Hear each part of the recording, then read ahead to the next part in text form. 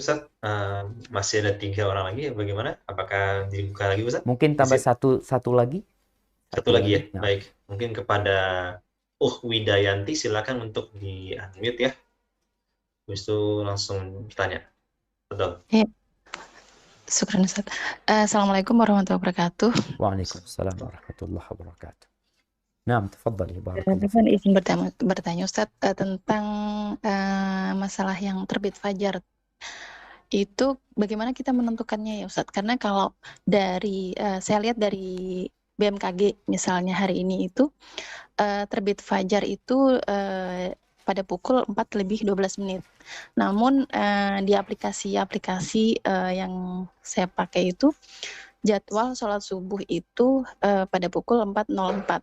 Lalu bagaimana kita untuk menentukan permulaan puasa untuk apa namanya lebih lebih awal yang terbit fajar, lebih awal menentukan dengan memakai azan subuh atau yang terbit fajar berdasarkan BMKG tersebut? Masya Allah. Atau mungkin ada cara yang lebih valid untuk kita bisa menentukan waktu terbit fajar tersebut.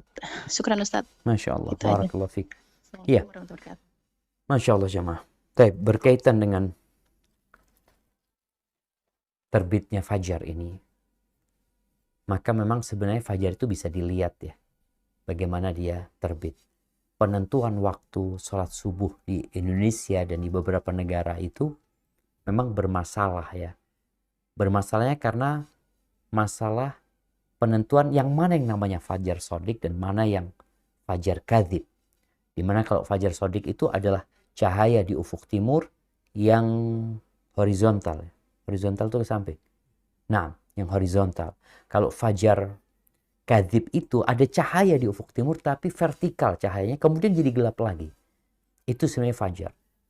Kemudian kalau bicara aplikasi, jadi aplikasi ini banyak mengikuti memang jadwal sholat yang sudah ada, tinggal dimasukkan ke sana. Beberapa waktu yang lalu, Muhammadiyah itu mereka membuat revisi jadwal sholat. Mereka menyebutkan bahwasanya waktu fajar yang ada di Indonesia itu kecepatan 8 menit kira-kira. Kalau Anda nggak salah seperti itu. Kecepatan 8 menit.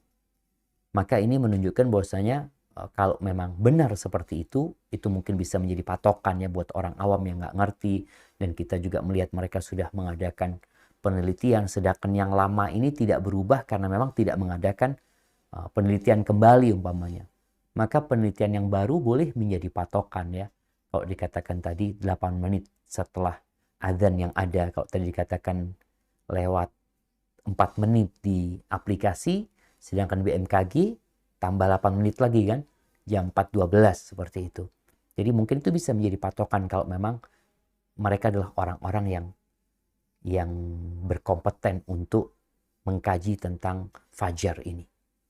Maka bagi yang sholat, kalau masalah puasa mungkin aman ya. Artinya kita, Nabi SAW tadi disebutkan oleh Anas bin Malik, antara sahur dengan adzannya itu kira-kira 50 ayat gitu loh. Jadi kita boleh berhenti makan itu ya mungkin 5 menit, 10 menit, 20 menit sebelum adzan nggak ada masalah gitu. Tapi yang bermasalah adalah waktu sholatnya. Kalau tadi dikatakan kecepatan, kalau kita sholat pas di waktu fajar yang disebutkan, boleh jadi sholat kita sebelum waktunya. Maka untuk sholat, nasihat ana, kita ambil yang lebih akhir. Sehingga kita melaksanakan sholat subuhnya tadi jam 4.12 setelah itu gitu loh.